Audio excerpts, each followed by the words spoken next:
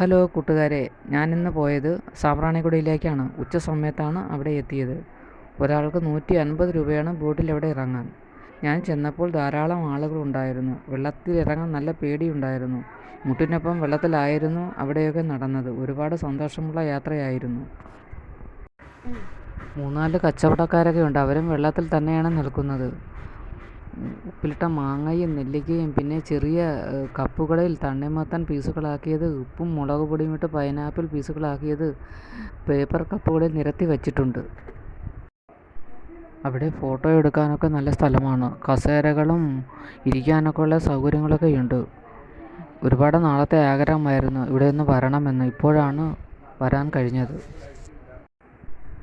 വള്ളത്തിൽ കണ്ടൽക്കാടുകളിലൂടെ ഒരു യാത്ര പോകാം. 100 രൂപയാണ് ഒരാൾക്ക് ടിക്കറ്റ് നിരക്ക്. വള്ളത്തിൽ ഇങ്ങനെ ആദ്യമായാണ് ഞാൻ പോകുന്നത്. കുറച്ച് സമയം തുരുത്തുകളിലൂടെ കാഴ്ചകൾ കണ്ടിരിക്കാൻ പറ്റും. നല്ലൊരനുഭവമായിരുന്നു. ഒരുപാട് പേർ കുടുംബത്തോടെ വന്ന് എൻജോയ് ചെയ്യുന്നത് കാണാം. കൊച്ചു കുട്ടികളൊക്കെ വെള്ളത്തിലൊക്കെ നടക്കുന്നത് കാണാൻ തന്നെ നല്ല രസമാണ്. പെട്ടെന്നാണ് ഇങ്ങനെ ഒരു യാത്ര പ്ലാൻ ചെയ്തത്. വളരെ കുറഞ്ഞ ചിലവിൽ യാത്ര പോകുന്നവർക്ക് വരാൻ പറ്റിയ സ്ഥലമാണിവിടെ. വള്ളത്തിൽ പോയി തിരിച്ചു വന്നപ്പോഴേക്കും നല്ല തിരക്കായി തുടങ്ങി.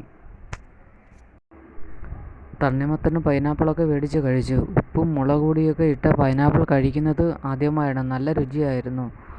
വീണ്ടും കുറച്ചു നേരം അവിടെയൊക്കെ കറങ്ങി നടന്നു. ചില ഭാഗത്തൊക്കെ ചെളിയാണ്. എൻ്റെ ചെരുപ്പ് ചെളിയിലായിപ്പോയി. എടുക്കാൻ പാടുപെട്ടു. ഇനി ഒരിക്കൽ കൂടി ഇവിടെ വരണമെന്നുണ്ട്.